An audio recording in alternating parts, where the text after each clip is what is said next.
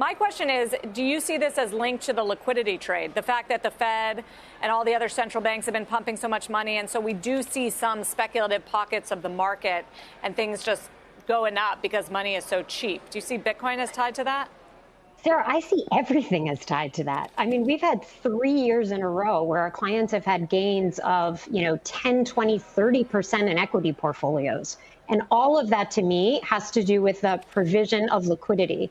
I mean, when I think about what the Federal Reserve in this country and what other governments have done, is they have intentionally flooded the world with money to avoid a recession from a pandemic, right? And that has worked. There's an obscene amount of money out there. And I'm not only seeing that in cryptocurrencies. For the first time in my career, we are having conversations with high net worth individuals about inflation-proof assets that now include wine collecting as both a way to play demographics in the world and to play the changing ecological situation. How much longer are you going to have true Bordeaux's and Beaujolais, that kind of thing?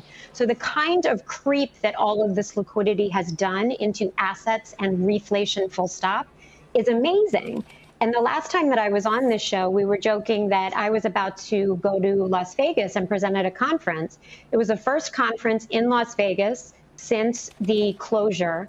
On the Saturday night that I arrived, the hotel I stayed at was at capacity. They couldn't have any more people there.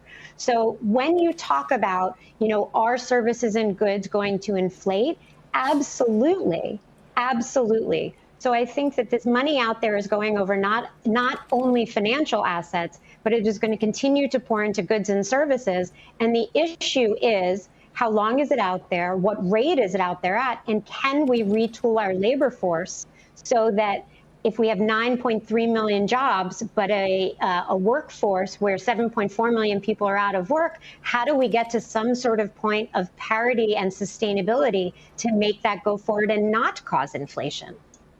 Of course, the problem, Ali, with wine as an inflation hedge is it can often get consumed quicker than intended to, and then you have in your house. Nothing. I have talked to my clients about that. Yes, very fair. Yeah, but Shepard Smith here. Thanks for watching CNBC on YouTube.